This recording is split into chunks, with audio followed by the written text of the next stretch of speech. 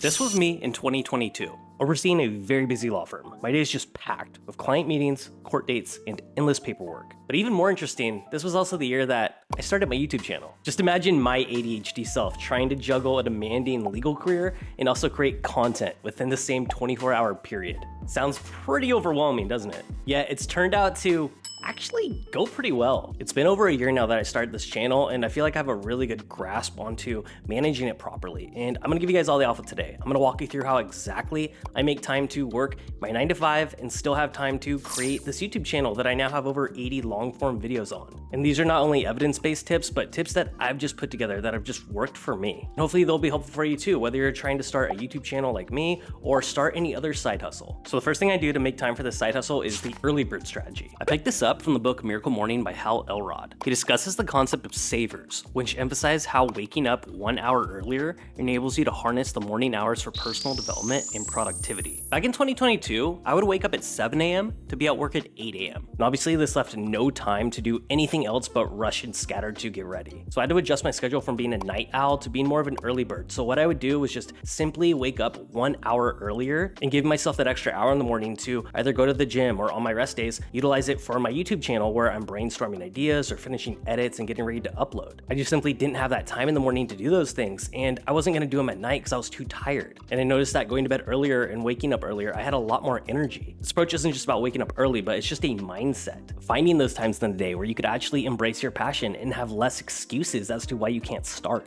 And this is something that I'm really passionate about. I just didn't want it to be I'll do it whenever I have the extra time, but I wanted it to actually be a very intentional thing that I'm doing. It made me just be really intentional about making sure I was going to bed early, making sure I wasn't drinking, making sure that I was in a position where I would wake up early and refreshed and have something to look forward to. Moving on to my second strategy of the power lunch hour. This strategy emerged after one day at work where I was eating lunch and I was just scrolling on my phone, not really doing anything else. The day was going by really slow and I still had all this worked up energy that I hadn't got out yet, but I wasn't utilizing it in a good way. So then I started dedicating this hour to my YouTube channel. I eat lunch at my desk anyway, so I can still do that during that hour, but during this hour, I will either go off into a corner or stay at my desk, put my noise canceling headphones in, and really just focus that hour on my channel. I have my laptop at my desk, so I will either use that time to edit videos or brainstorm script ideas or work on my thumbnails. And even if I only have 30 minutes that day to work on stuff, that 30 minutes is still much more valuable than even an hour later at night where I'm just at a low energy level. There was a period that I thought I was doing something wrong working on my passion during work hours, but these hours are your hours. You can utilize them however you want. As long as you're getting your work done and you're not prioritizing that during actual hours that you're getting paid, there's nothing wrong with that. If I could edit videos and plan content in a hectic law firm environment, you could find ways to make that hour pocket in your day work for you as well. My third strategy is the weekender, which is what I'm doing right now. This wasn't easy at first, but it has been the biggest X factor. I realized that the only way I was going to be able to produce high quality videos and actually have energy doing them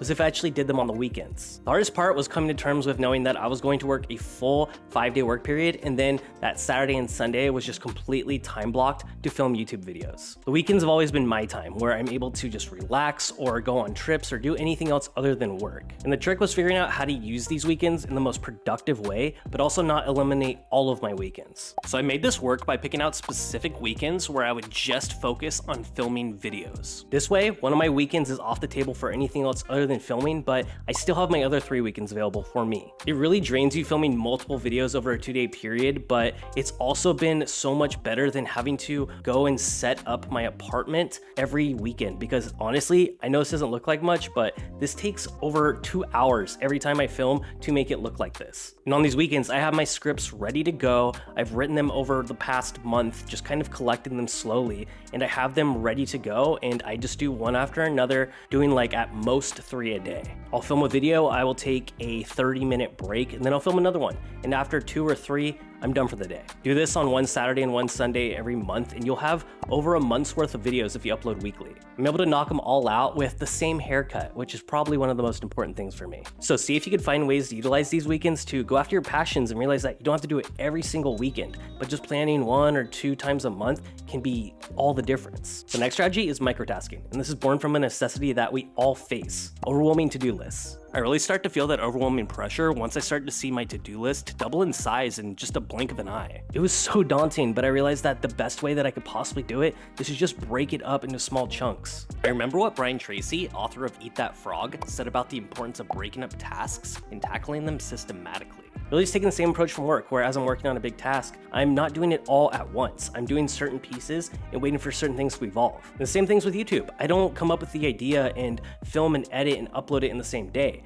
I do it all piece by piece. There's one session where I'm scripting, one session where I'm filming like this, another session where I'm editing, and then a final session where I'm overlooking it, doing the final cut, and then uploading. It's totally normal for a video of mine to take well over a month in development. I don't feel this overwhelming pressure to have to get it out as quickly as possible. I'm fulfilled in knowing that as long as I'm working on something and I'm getting closer to my goal, that I'm going to get there. And this strategy above all has just taught me to be more patient and more persistent and celebrate those victories when I actually get them. Moving on to the next strategy I call the digital detox. In young adults, phone usage is up by 60 to 80% more than pre-pandemic levels. And the impacts of too much screen time include inability to sleep or focus, just to name a few. So with this in mind, I started incorporating daily screen time maximums, weekly screen-free activities, and also day-long media breaks. In these moments, I'm just not stressed. My mind breathes and I'm able to think more freely. And when I return to work and I'm back on those screens, I'm just a lot more prepared for them. And finding that specific time in your day where you are just going no screen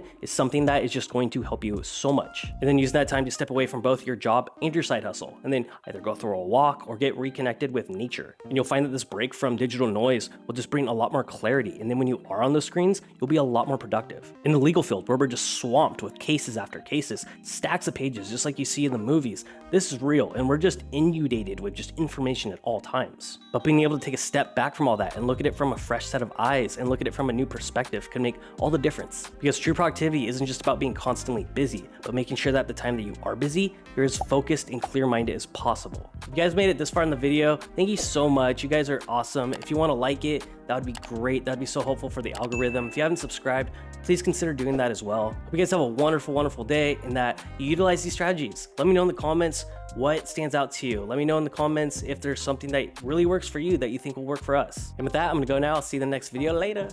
I'm a hustler, baby. I just want you to know. Let you know.